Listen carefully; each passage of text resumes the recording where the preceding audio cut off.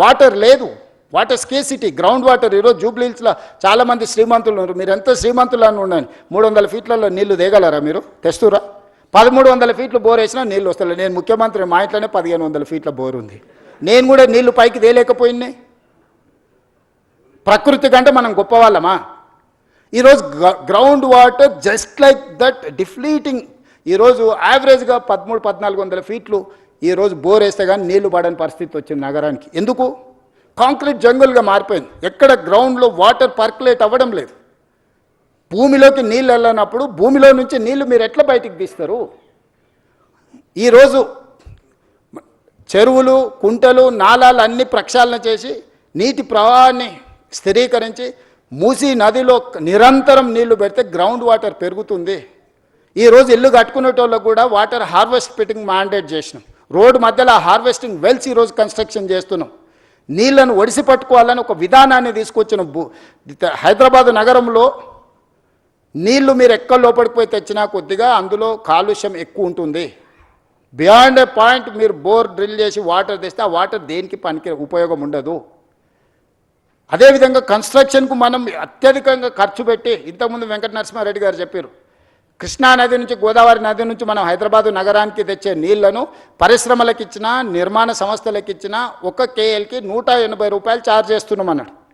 ఇవాళ water treat చేసి ఎస్టీపీల ద్వారా వాటర్ని తిరిగి వినియోగించుకుంటే 70 నుంచి 80 రూపాయలు 1 KLకి, అంటే మోర్ దాన్ 60% వాళ్ళ కాస్ట్ కట్టింగ్ చేయడానికి ఉంది. ఈరోజు వేలాది కోట్ల రూపాయలు, దాదాపుగా 2-3 లక్షల కోట్ల రూపాయలు మా శ్రీధర్ బాబు గారు డేటా సెంటర్స్ ఇన్వెస్ట్మెంట్ తీసుకొచ్చిన last 2 years. They need water.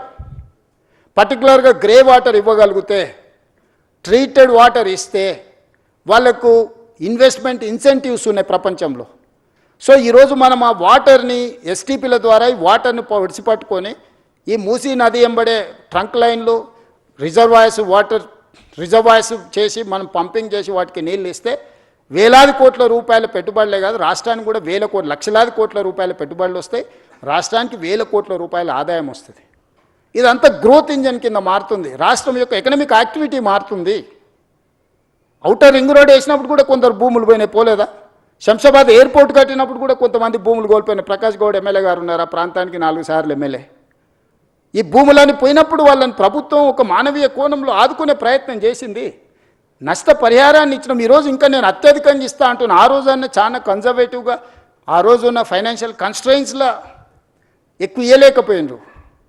ఈరోజు సంపూర్ణంగా మనం అందిద్దాం అనుకుంటున్నాము. ఏం ఖర్చు పెడతామో చెప్పండి, హౌస్లో ఓపెన్ డిబేట్ చేద్దాము.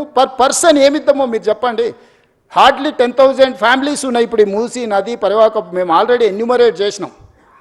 4 నెలలు ఇంటింటికి వెళ్ళి ప్రతి దగ్గర ఆ ఇంటి వివరాలు అన్నీ రాసుకొచ్చి డేటా కలెక్షన్ చేసిన 4 నుంచి 5 నెలలు కొన్ని వందల మంది అధికారులను మూసీ నది పరివాహక ప్రాంతంలో ఉన్న పేదల యొక్క వివరాలు అన్నీ సేకరించిన. చాలామంది ఏమనుకుంటారు, ఏం లేదు జస్ట్ తెచ్చి కూలగొట్టాలనుకుంటున్నాను. తప్పు. ప్రతి పేదవాడి వివరాలు నా దగ్గర ఉన్నాయి. మూసీ నది పరివాహక ప్రాంతంలో నిరాశ్రయుల వాళ్ళు ఎవరున్నారు, వాళ్ళ కోసం డబుల్ బెడ్రూమ్ ఇళ్ళు ఏవైతున్నాయో 10,500 ఇళ్ళు కేటాయించిన. అయితే వాళ్ళు ఒక కన్సర్న్ ఎక్స్ప్రెస్ చేశారు. మాకు ఇక్కడ ఉపాధి ఉన్నది, మేము చిన్న చిన్న పనులు చేసుకుంటాం, మేము ఇళ్లలో పని చేసుకుంటాం, మమ్మల్ని తీసుకెళ్ళి అక్కడెక్కడో వేస్తే మాకు ఈ పని పోతుంది, మాకు ఉపాధి పోతుందని.